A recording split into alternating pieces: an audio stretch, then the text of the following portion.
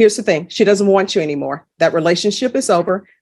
All right, y'all, welcome back. Today's case is about a man who just wouldn't let go. Despite a protective order and multiple violations, this defendant kept contacting his wife and even argued that she came back to live with him willingly. But as you'll see, Judge Boyd makes it crystal clear. The rules are the rules, and excuses won't save him from a harsh sentence. All right, enough from me. Let's roll the case. Deborah Stanberg for the defendant, and I'm wondering if the court has the letter that the defendant wrote to the court. Yes. I didn't know if you had a chance to read it. Yes, I have. Thank you. Thank you. Hello, Judge Boyd. Hello. How are you today, ma'am? Oh, I'm doing great. It's a beautiful Friday. Well, it's not Friday, it's Monday. Monday. Yes, But ma'am. you know, the reason why I say it's a beautiful Friday, because when you're off on Friday, Friday becomes a Monday and a Monday. All right.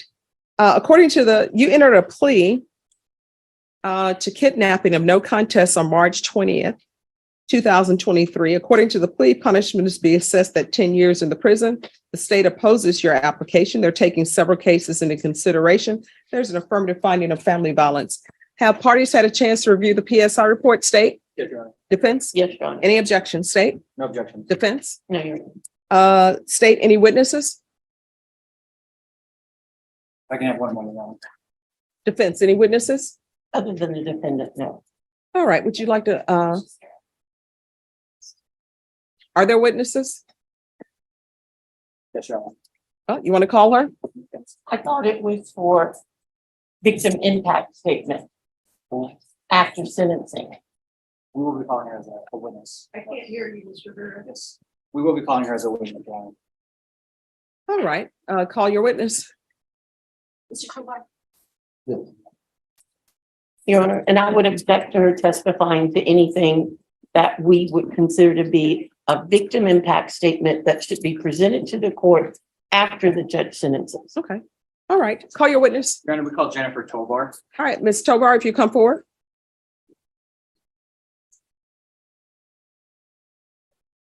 Yeah, come up. Can you raise your right hand?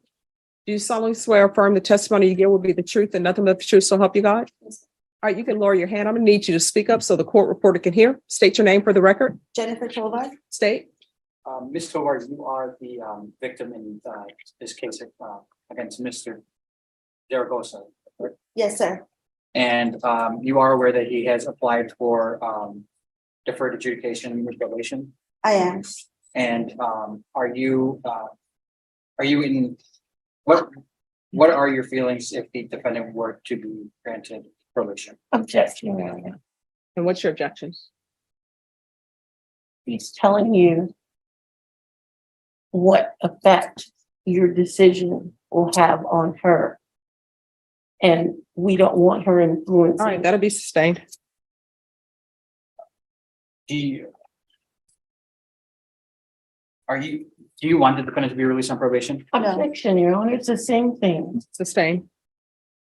I'll ask the court to disregard, of course. Oh, yes, it's disregarded. Then, just 1 second, all right.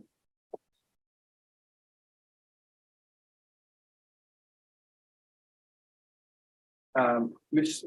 Tovar, on December 21st of 2021, can you tell the court what happened? So I visited Ray to pick up Christmas money because me and the kids were living in Atascosa County due to a CPS case that we had for domestic violence. Your Honor, I object because it's repetitive. Everything about that offense is in the police report, which was presented to the court as part of our plea package. All right, so just so all parties are aware, I've read the stipulations in its entirety. I always reread those before sentencing, and I read them once I make a decision on whether there's sufficient evidence to find somebody guilty. And I've also thoroughly read the TAP evaluation. So you can ask your next question. Yes. Ms. Tovar, have you had any contact with the defendant since these allegations? Yeah, so he calls the house and speaks to myself and the kids. I guess when he can, because he doesn't have any reason. Objection, non-responsive. She answered his question. All right, that'll be overruled. You can continue. Oh, so he has to use, I guess, a pre-collect call that he has because he doesn't have any money on the account to call us. Okay, So, and I don't fund it anymore. I just did for a little while around Christmas time, but no, he's only when he gets a collect call, he can call. And Ms. Tovar, you currently have a protective order against the defendant? I do. And do you feel that is sufficient to keep you safe? No. And why is that? It Objection, didn't Your in the Honor. first what place. is your objection? She's commenting on what your decision will ultimately do to affect her and her children. All right, that'll be overruled. You can answer the question. No, I don't think so. It didn't in the first place. It didn't. Ray was still coming around and still calling. And while these cases were pending, you did have a no contact order against the Right. defendant, correct? Right. But I was told that to let him talk to the kids. So even though we have a no contact order, that's why, I was taking calls so that he could talk to the kids. I didn't want anybody to say that I wasn't allowing it. Yeah, because they're not part of the protective order. It's just me. Thank you. Nothing further, Your Honor. All right, defense. No question. All right, thank you. State, do you have another witness? No other witnesses, Your Honor. Defense. It's the defendant himself. All right, if you come forward. Could you raise your right hand for me, please? Do you solemnly swear or affirm the testimony you give will be the truth and nothing but the truth, so help you God? Yes, Your Honor. All right, you can lower your hand, state your name for the record. My name is Zaragoza Ray, the Water Junior. All right, defense. Thank you. Mr. Tovar, did you want to address the court with regard to why are you requesting her to give you probation? Yes. I feel that given probation, I could complete probation. As you know, I haven't been in trouble before, Your Honor. This is the longest I've been in jail. I feel that I've made a mistake. And if you read the current note I wrote to you, Your Honor, it describes more of my feelings. I want to apologize to the court and I want to apologize to my wife. Who we've been together 11 years, 10 years. Been with the family 15 years. All I know is my family, Your Honor. And I'm asking for your leniency and your mercy, Your Honor, for probation classes so I can better myself. Thank you. All right, state any questions? Yes, Your Honor, briefly. Mr. Tovar, Yes, sir.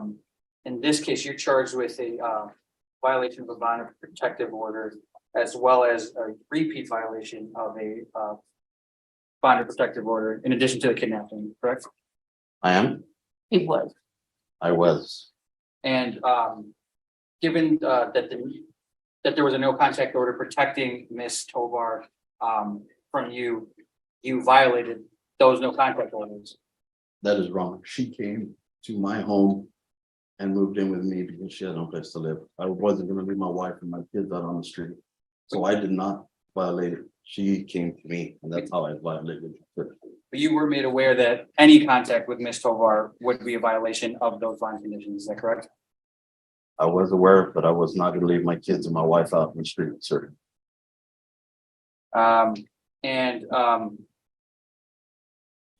In this kidnapping case, you did tie up Ms. Tovar with duct tape, is that correct? No, that is incorrect.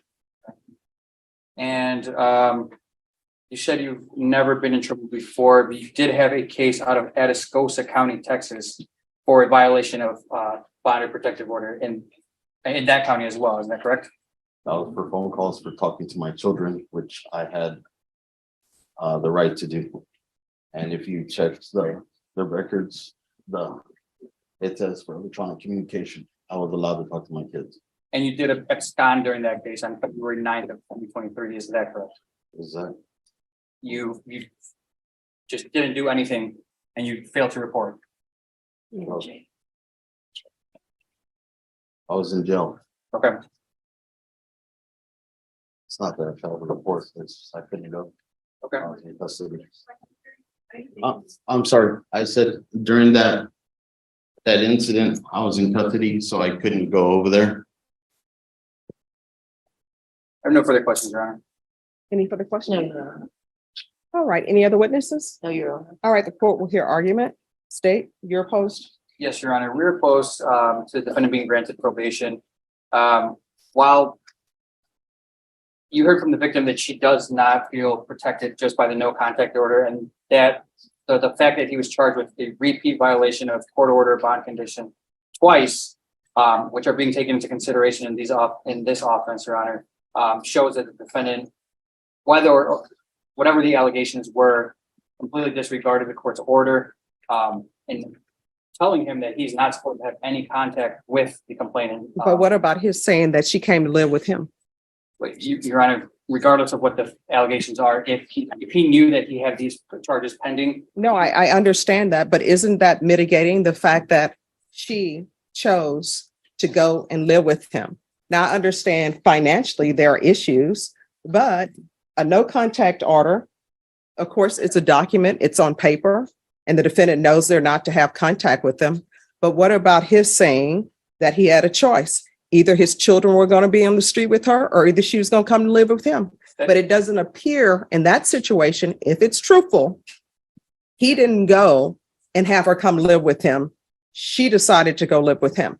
That is correct, Your Honor. And while it may be mitigating there, knowing that he did have that no contact order, there are other options for Mr. Tovar to be able to take care of his children without having contact with the complainant. He could have taken the children while Ms. Tovar went to go find another living arrangement. Do you know she wanted him to take the children and leave without her children? That I'm not aware of, Your Honor. Okay. But given that, and given the allegations in this case, Your Honor, we don't feel that we do feel that the defendant is a danger to Ms. Tovar if he were to be granted probation. And so we'd ask that you deny the defendant's application. All right, defense. Thank you, Your Honor. As you know from reading the pre-sentence report, my client doesn't have an extensive criminal history. These offenses, although serious, have really made him take a step back to reassess his life and how he lives his life and how he treats his family. And I think he's expressed rather eloquently in the letter that he tendered to the court. He's going to do whatever it takes to fix himself. He's even read the PSI where the recommendations on the tap eval that if granted probation, he should be placed in a program to help make sure he's no longer drinking excessive amounts of alcohol. And he wants to fix himself in that way. And he's been taking some classes in the jail since he's been in jail. It's been a couple of months now to help him control his demeanor, his anger, everything. He's trying to fix himself. Okay. All right, this is what the court is going to do. The court is going to deny your application, find you guilty, sentence you to 9 years in the prison, give you credit for any time served. Take in consideration 2022 CR 7416, 2023 CR 1300, County Court Cause number 698311. There's an affirmative finding of family violence. There's a $1,500 fine, time and money to run concurrent, and there's to be no contact with Jennifer Tovar. You have to make better decisions in your life. Yes, Your Honor. This was just a mistake, Your Honor. I wish. Well, no, it was a choice, and it was a bad choice. Yes, ma'am. And here's the thing, I understand about protective orders. Yes, I understand that sometimes the person who the protective order is supposed to protect, they decide that they're going to go live with the person that there's a protective order against. And then there's an issue that happens, and then everybody calls the police, and here we are. Yes. So ma'am. when you have a protective order, you are the person who are responsible. And if somebody wants to come live with you and there's a protective order in place, you need to say no. Do you understand? I do now, Your Honor. Well, I mean, you knew beforehand. You just decided, maybe we can work this out. Here's the thing. She doesn't want you anymore. That relationship is over. You can consider her on paper, unless y'all got a divorce, she's still your wife. But in reality, she's not your wife anymore. She does not want to be with you. Do you understand?